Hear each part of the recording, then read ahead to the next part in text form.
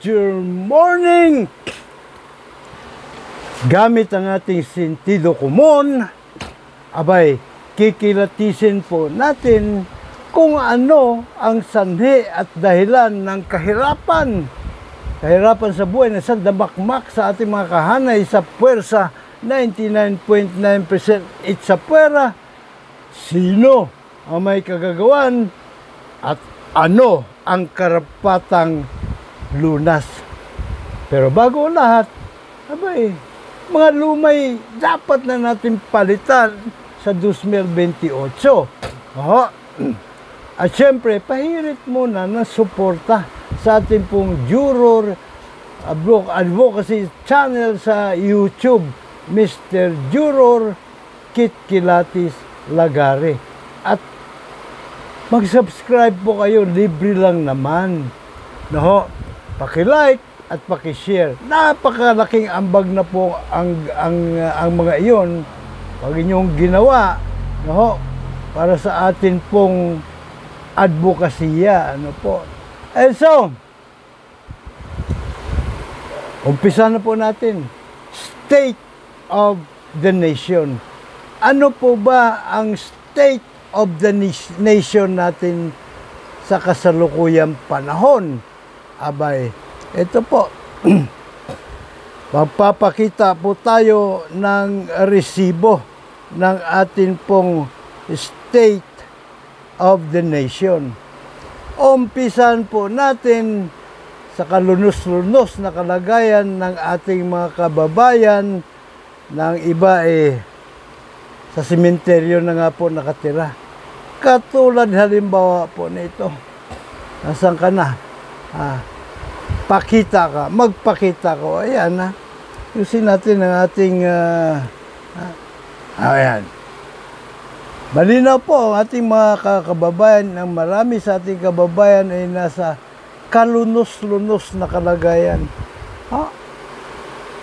Na andun po sa sementeryo natutulog. Andun po ang kanilang mga bahay sa ibabaw ng nitso.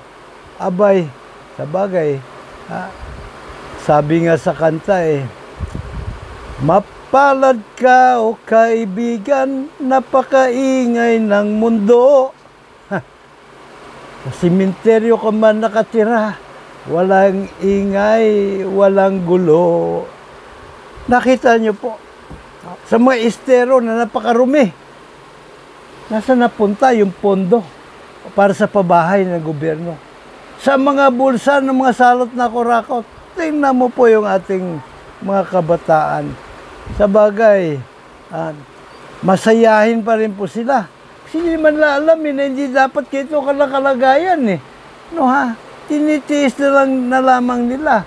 Pero tayo na mga nakakaalam na may pondong sapat naman para sa edukasyon, para sa pabahay, para sa pagkain, para mabigyan ng mga livelihood program. Pero ninanakaw lang yan ng mga salot na kurakot. Korupsyon po ang punot dulo. Tingnan nyo ba, ang babata pa, namumulot ng basura para makatulong sa kanilang mga magulang at sa kanilang mga sarili. Yung iba sa kanila, ayaw na mag-aaral kasi kung mag-aaral ka, mawawalan ka ng trabaho para sa pamumulot ng basura. Paano ang iyong pamilya? Alam niyo po, ako nakaka-relate po ako rito. Sapagkat dinanas ko rin po yung mga ganitong trabaho. Pati nga po yung pagkangarga. Kargador po ako ng mga sako-sakong abono sa barge doon sa Bacolod City. 16 anyos pa lamang po ako. So nakaka-relate po ako rito. Tingnan nyo naman kalulus-lus na kalagayan. Yun naman. At ang iba sa kanila, pagpang kinakain. Samantalang yung mga nasa likod nila, pambihira, mga bahay na bato. Hindi ganito ang kalagayan ng ating bayan. Naiyak na lang si Nene kasi naubos na yata ng aso yung pagkain niya. Nakita nyo naman yan. Wala ba tayong konsensya? Di ba tayo alam mo yung agwat ng mga mayayaman at karamihan dyan sa mga mayayaman ay kung hindi sila mismo yung kurakot Sila ang may protector ng mga kurakot. Mga oligarko po ito. Protektado ng mga ungas sa gobyerno. Tingnan mo naman yan. Kalunos-lunos sa kalagayan. Nasisikmura ito ng mga taong iniluluklok ng kumulikotong sa gobyerno. Ayan, sa ibabaw ng Nitso, may sarili din sa apartment. Diba? Matahimik. Walang nang-aaway sa kanila riyan. Walang nagbabardagol at wala ring landlady o landlord na sa kanila ay kumbaga bumabardagol. Pagpag food waste is survival for poor Filipinos. Sipin niyo yan, Nasaan ang mga atay at balon-balunan ng mga kawatang kuno ay politisyan. Pero bago natin sila sisisihin, mga kapwa ko kahanay, sa puwersa, 99.9% sa puwera. Abay, manalamin po muna tayo. May ginagawa ba tayo? O wala? Ni mag-ingay sa social media, takot na takot pa tayo Hindi na tayo ngayon, the silent majority, pero parang nirerendahan natin ating mga sarili. Now, ayan. Yan po ang pagpag. No to forces deceptive of violent demolition. Ito pa. Ginagamit pa nila ang mga batas para paikutan ang batas. Ginagamit nila ang hukuman para paikutan ang batas para sa kanilang panglalangrab, pangangamkam ng ating mga lupain. Bagaman may batas na no demolition kapag walang relocation, wala sa kanila yun Gagawa lang sila ng city ordinance. Ang Republic Act, nababasura na, nasasagkaan na. Ito po yung tunay na nagdudumilat na kaganapan sa ating bayan. This is the real state of the nation. Ito ba'y babanggitin ni Pangulong Bongbong Marcos sa darating na SONA? Abay, malabo. Malabo sa palagay ko. Hindi niya babanggitin ito. Ito ba? Kaaawaan niya ito? Hindi, wala silang pakialam dito. Samantala, sa kabilang banda, tingnan mo naman yung mga kurakot na ito. Alam mo yung malampaya, dapat sa atin na yun 200 million pesos a day nakita na malampaya. Dapat mapupunta na sa sambayan ng Pilipino yon. Pero ang ginawa ni Karma Digong, binigay doon kay si Alfonso Sikwatari, Alfonso G. Cuse, sino pa ito isa, kalimutan ko pa ito Patilya, something like Rafael, Ihudi Tuta, pambirang patiso. Yung ating pong pondo, pangkalusugan sa PhilHealth. Mabuti na lang, meron na ngayong instruction, may desisyon ng Korte Suprema na ibalik sa PhilHealth. Pero malalaman ba natin kung ibinalik nila? Hindi, di ba? Kasi yung COA, kontrolado din ng mga salot na kurakot ng mga kawatan Ang bira pa kay sa patis. Ano po? Yan po ang ating state of the nation. At siyempre, sino-sino ba ang may kagagawan? Ayan ang matalinhagang tanong. Ano po? Ito po. Naumpisa na natin kanina yung mga salot na kurakot, yung kulto kawatan sa pamahalaan. Ito ba? Dito, itong dalawang babaeng ito, hindi ko lang malaman kung nagnakaw ito na isang latang gatas para pangdugtong sa buhay ng kanilang mga baby. Arestado ka agad. Kulong agad ng mga ito, kulong. Samantalang itong mga kawatan ng bilyon-bilyon, trilyon, may kakapal na mukha na ibalanda pa rin. Walang kagalos-galos sa mga hinayupak. Di ba? So, ito ang may kagagawan. Korupsyon ang numero unong sani at dahilan ng kalunos-lunos na kalagayan ng marami sa ating mga kababayan. O, ngayon naman, ano ang lunas? Pakinggan natin itong ungas na ombudsman, no ha? Kung ano ang naiisip niyang lunas. Pakinggan natin. Come on, come on. It's worth the wait. Ika nga, no ha? Ano laman po yan? Hindi yan magtatagal ng isang araw. O, yun siya. Ang korupsyon po ay hindi titigil sa ating bansa. Not even during our lifetime. Sabi. Unless we change ourselves. Ulitin mo nga. Ang korupsyon po ay hindi titigil sa ating bansa. Not even during our lifetime. Unless we change ourselves, unless we change our values. Unless we change ourselves, our values, hindi po matitigil ang korupsyon sa ating bansa. Sabi niya, pambirang patis. Ito po ay ang ating numero unong prosecutor sa korupsyon. Pero sinasabi niya, maging sa Office of the Ombudsman, talamak ang korupsyon. Ba't nandyan pa siya? Kung alam pala niya, kung sigurado siya sa sinasabi niya, no ha, na walang solusyon ang korupsyon, mag-resign na dapat siya. Kapal naman na mukha niya, tuloy sa pinasasweldo para panagutin ng korupsyon. Tapos sigurado na pala siya sa sarili niya na walang solusyon ng korupsyon. Pagpatuloy mo, ungas. Ang korupsyon po sa ngayon ay hindi mapaglalabanan ng batas lamang. Pero sa ngayon po nangyayari ngayon, wala na tayong respeto sa Diyos, wala tayong respeto sa sarili natin. So not during our lifetime we'll be able to solve corruption. Ang corruption po ngayon sa Pilipinas ay nagiging endemic. Ang corruption po ngayon sa Pilipinas ay nagiging parang fashion. Becomes a fad.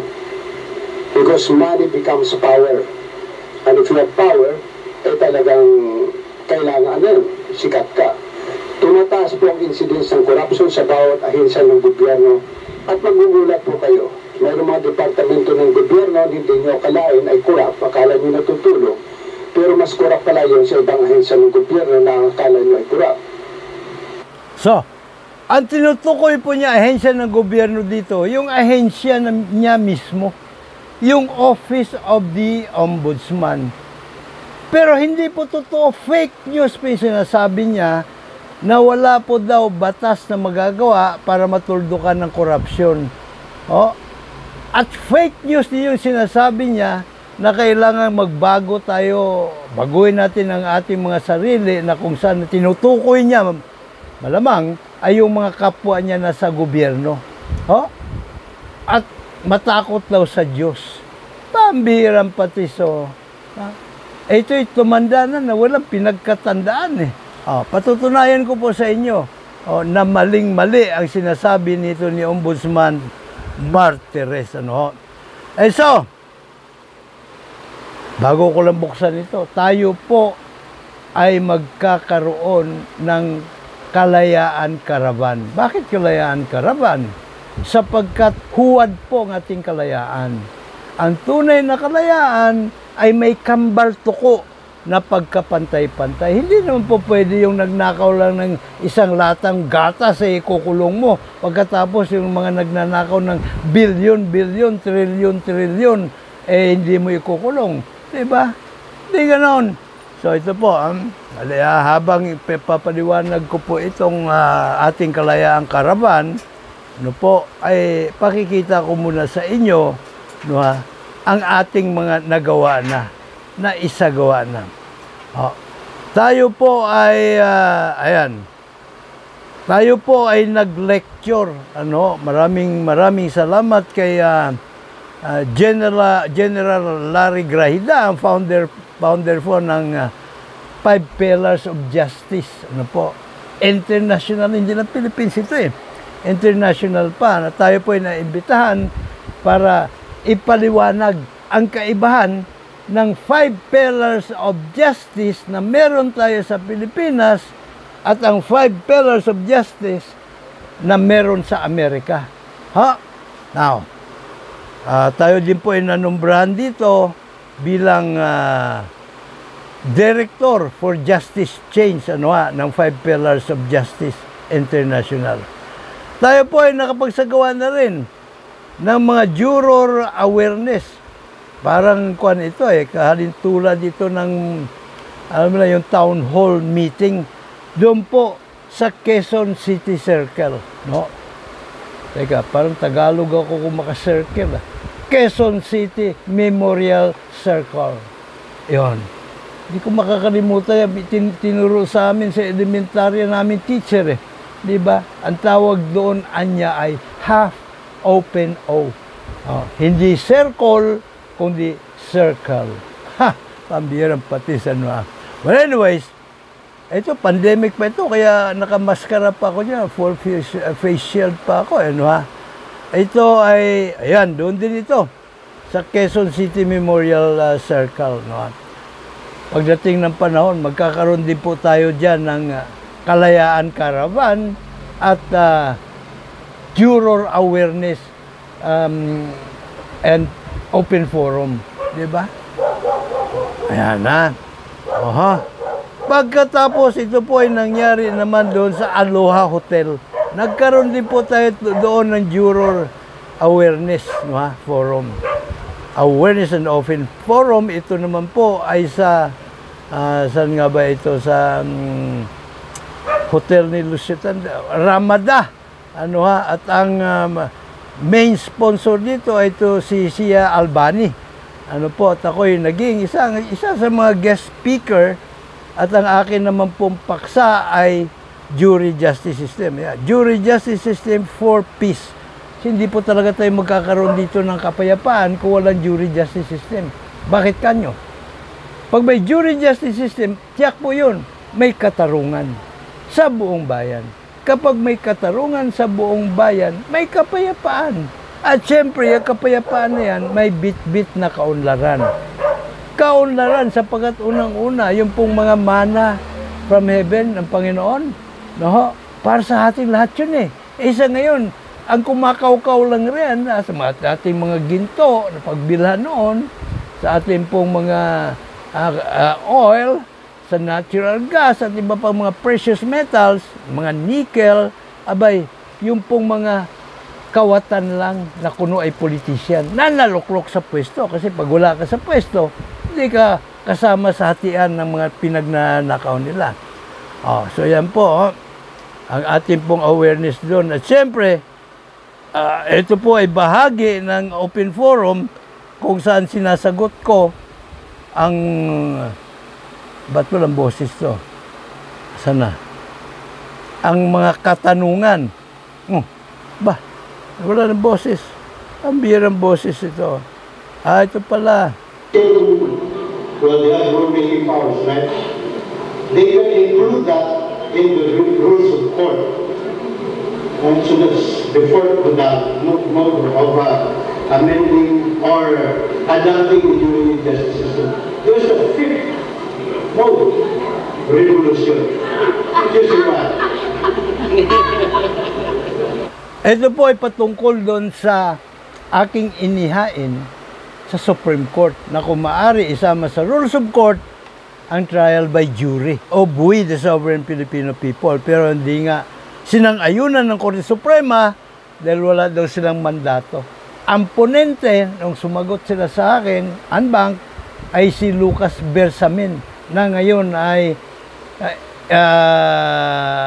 Executive Secretary ni PBBM. At ang nooy Chief Justice ay si Maria Lourdes Sereno. Konting salita pa kita.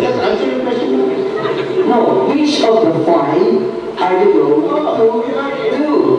We are employing every possible. Ito po ay tanong ng isa sa mga participants patungkol sa advokasya nga kung paano namin isinusulong.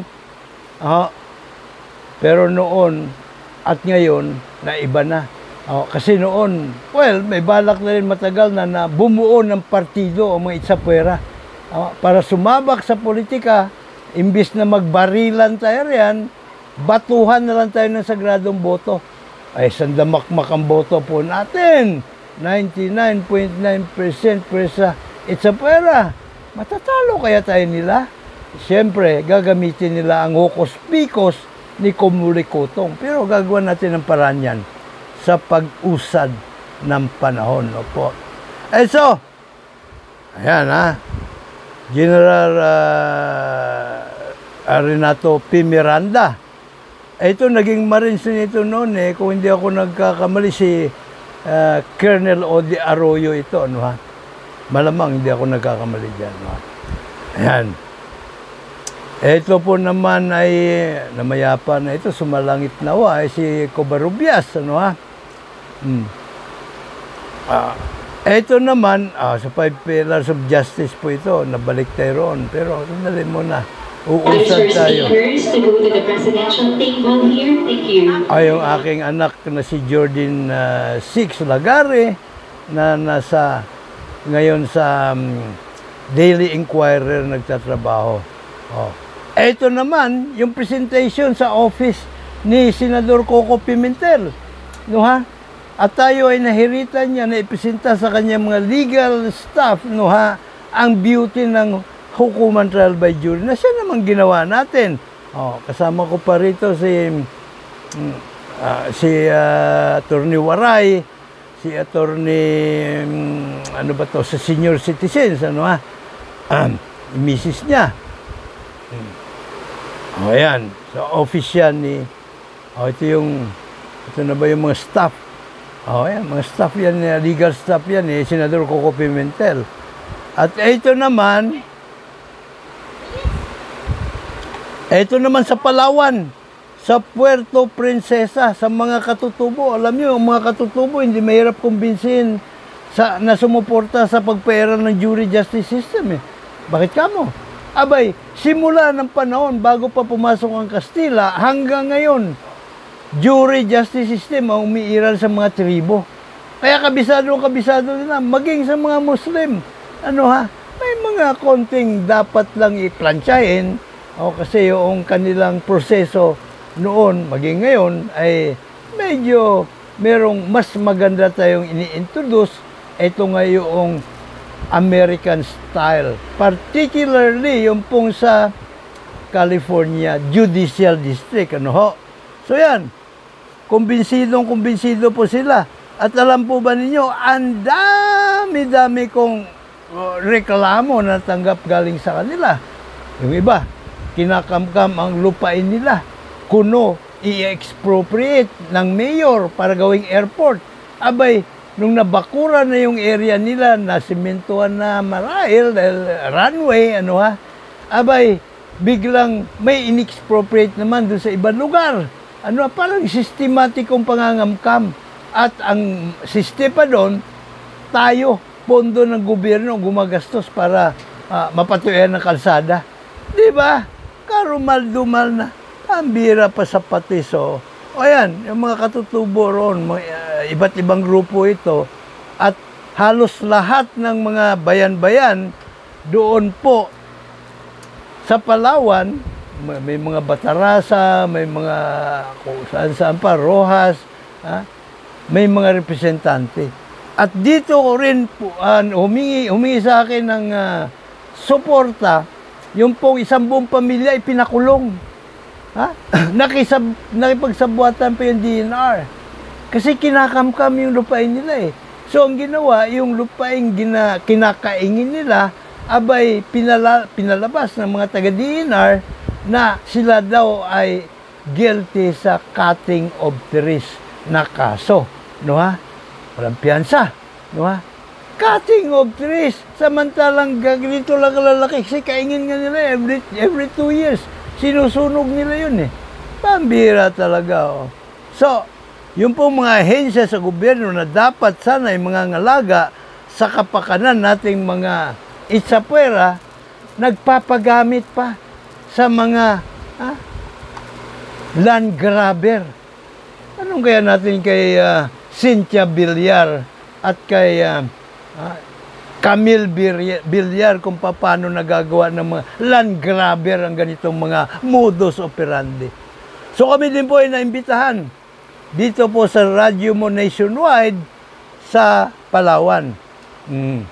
Sino ba ito? Si Dodong, kalimutan ko ng pangalan, matagal na kasing panahon eh. Hindi na nagpangipangita, no ha? Ayan, balik dito sa ating mga Juror Awareness Forum. At tayo din po ay naimbitahan noon, kasama ko si Camilo, para ipaliwanag ang beauty ng hukuman trial by jury doon po sa istasyon ni Kibuloy. Kasi station manager doon, kaibigan namin, Fernan Imberga, sumalangit na ang kanyang kaluluwa at interesado din siya. At tinanong pa si Fernan Imberga ay kasama ni Juan Ponce Enrile. Doon sa kanilang programang Sabayan ni Juan. At mayroon pa isang kasama doon na membro ng asosasyon ng mga importer o exporter, bla bla bla, no ha? So tinanong ni Fernan si Juan Ponce Enrile, sabi niya, sir, ano sa palagay mo ang kumbaga posibleng mangyari sa bansa natin pagka ipinairal ang hukuman trial by jury? Alam mo, sabi ni Enrile, abay, maganda yan. Maganda yan. Kaso nga lang, lahat ng politiko mauubos, makukulong. Aapaw ang kulungan sa mga politicians. Ha? Ganun pala yun. Nagkaroon ako ng pagkakataon na ikumpirma kay mismong Juan Ponce Enrile doon sa aming liga ng mga Broadcasters Media Forum. Ano sagot niya? Pabayaan na natin si Fernan kasi namatay na nga yun eh. Di ba, sabi niya. Tapos sabi niya, alam mo, ako, ayoko nang may kaaway. Matanda na ako, pagod na ako makipag-away. Yun lang sagot niya.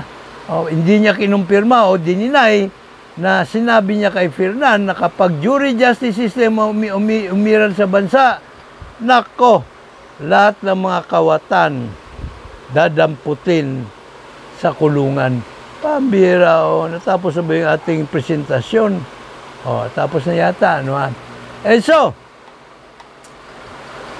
pag-usapan po natin ang pagpairal ng jury justice system. Gaya nga ng sinabi ko, ang inyo pong lingkod, ay may proyekto. At yun ay andali muna, hindi ito ang ating gustong palalabasin eh. Asan na ba siya? Ito ba yun? Hindi. Napin natin siya. Ating pong, kumbaga, imumulat. Juror awareness, hindi ko rakot biktima ng, hindi yan, pambira, sentido común. Yan.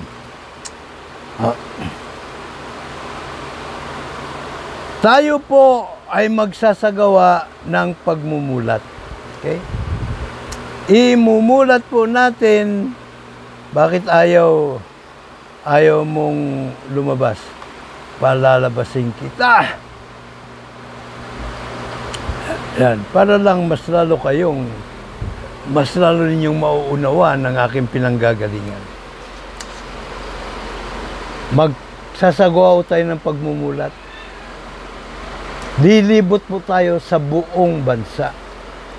Kaya Karaban, sabi nga if the mountain cannot come to Muhammad must go to the mountain. So, halimbawa, umpisa natin po ito sa June 12.